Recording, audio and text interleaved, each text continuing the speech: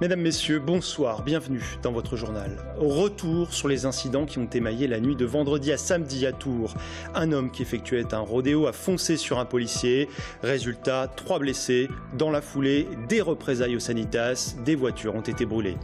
Un fait divers qui met de nouveau en lumière le phénomène des rodéos à moto ou en voiture. Les habitants sont excédés. Reportage dans le quartier du Sanitas. Et puis, comme chaque lundi, nous reviendrons sur un week-end de sport et notamment cette humiliante défaite du Tours FC en Coupe de France face à un club de 6e division. Je vous le disais en titre, tension et affrontement ce week-end à Tours entre des jeunes et les forces de l'ordre. Tout a commencé vendredi soir devant la gare. Un homme qui effectuait un rodéo a foncé sur un policier. Résultat, le gardien de la paix blessé, de même que le pilote du 2 roues et son passager. Après ce face-à-face avec la police est venu le temps des représailles. Des voitures ont été brûlées au Sanitas. Les faits dans le détail avec Amanda Bouer-Rivera. Cette photo a été prise vendredi soir à 19 h sur le parvis de la gare à Tours. Les pompiers interviennent sous les yeux d'une centaine de personnes. À terre, une moto, ainsi que 3 blessés, dont un policier. Une demi-heure plus tôt, une équipe de la BAC intervient devant la gare pour stopper une rixe. Au même moment, ils aperçoivent 2 jeunes en plan rodéo sur une moto et décident d'intervenir. Le conducteur refuse d'obtempérer, puis, selon le procureur, la moto fonce sur un policier de la BAC et tombe. Dans sa chute, le conducteur de 22 ans se brise la cheville. Son passager, âgé de 14 ans, souffre de contusion.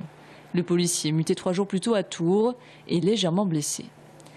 Rapidement après, un attroupement se forme. Au moins une quinzaine de jeunes encapuchonnés s'approchent des policiers ainsi que des ambulances. Les agents de police se sentent menacés et dégoupillent une grenade de désencerclement, puis du gaz lacrymogène. Dans la cohue, les forces de l'ordre interpellent une jeune femme pour outrage. Le soir même, une poussée de fièvre secoue le Sanitas, le quartier dont sont originaires les 2 jeunes. Malgré les rondes des policiers, une dizaine de voitures brûlent durant la nuit. Parmi les victimes, l'association de judo qui perd son dernier minibus en fonctionnement. C'est un sentiment de désolation puisqu'on a besoin de ce matériel pour travailler, puisqu'on emmène nos jeunes sur les lieux des compétitions et qu'on emmène nos jeunes sur les lieux d'entraînement avec. Le conducteur et son passager étaient déjà connus de la police, notamment pour des faits de trafic de drogue et pour vol de véhicules.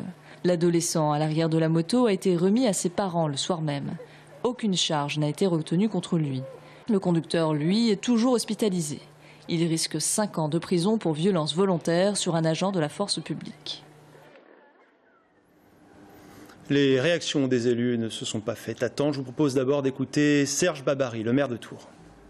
Je ne transigerai sur aucun des sujets, ni sur les rodéos, ni sur les suites éventuelles que voudraient donner certains groupes de voyous, parce qu'il faut bien les appeler ainsi, à une attitude qui n'est pas supportable. Et j'ai donné comme consigne à la police municipale et au directeur de la police nationale par l'intermédiaire du préfet d'être extrêmement rigoureux et d'intervenir pour faire cesser ces comédies, quel que soit le risque de représailles.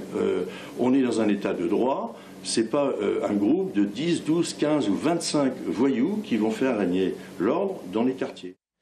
Voilà, et puis le Front National doit interpeller le maire à ce sujet en conseil municipal qui se tient en ce moment même. On écoute Gilles Godefroy au micro de Clémence Drouet. C'est un problème assez grave parce qu'on est en face de quelque chose dont tout le monde est au courant. Et une partie des dirigeants fait semblant de ne pas savoir. Parce qu'il ne faut pas les prendre pour des idiots. Ils le savent, mais ils ne le font rien. Tous ces fonds sont distribués sous couvert de la politique de la ville. Et mon Dieu, ça fait des années que ça dure et on n'a toujours aucun résultat. Vous l'avez compris, ce fait divers met de nouveau en lumière le phénomène des rodéos, dangereux et bruyants. Les habitants sont excédés. De leur côté, les policiers peinent à enrayer ce fléau. Le reportage de Romain Delville dans le quartier du Sanitas. Au Sanitas, le jour des rodéos, c'est le dimanche, à partir de la fin de matinée jusque dans la soirée. Et ce n'est pas du gentillet 50 cm3 avec pot silencieux comme ce scooter élégamment entretenu.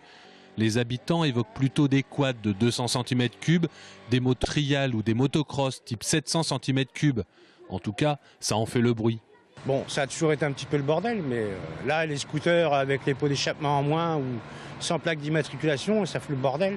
Ils font des roues arrière, ils grillent les feux rouges, ils font peur aux gens.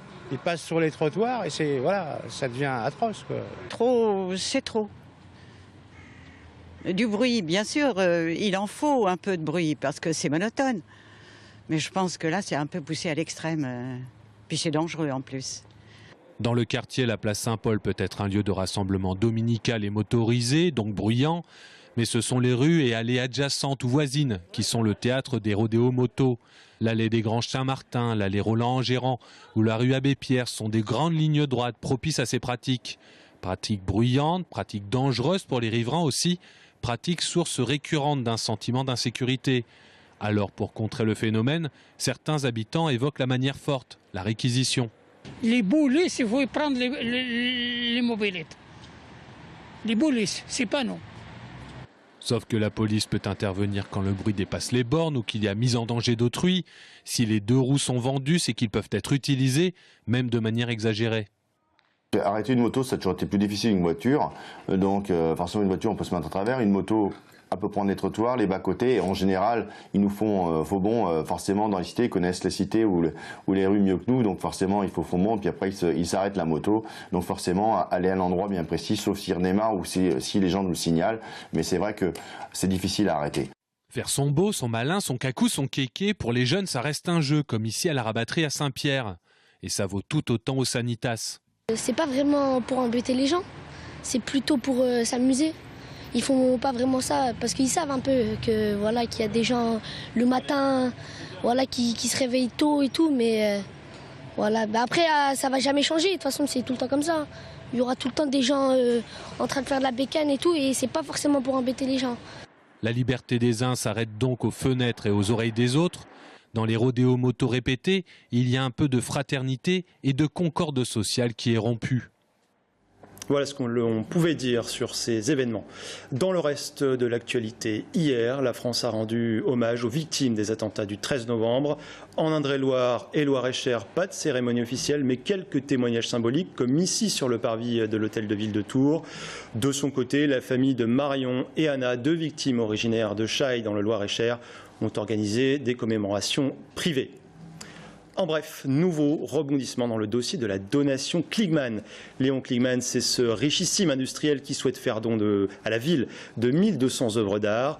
Une condition, construire une extension au musée des Beaux-Arts pour les exposer. La Commission nationale des secteurs sauvegardés était réunie jeudi. Eh bien, selon nos confrères de la Nouvelle République, l'instance pourrait donner un avis négatif. Il faudra donc trouver une autre solution pour accueillir ces œuvres.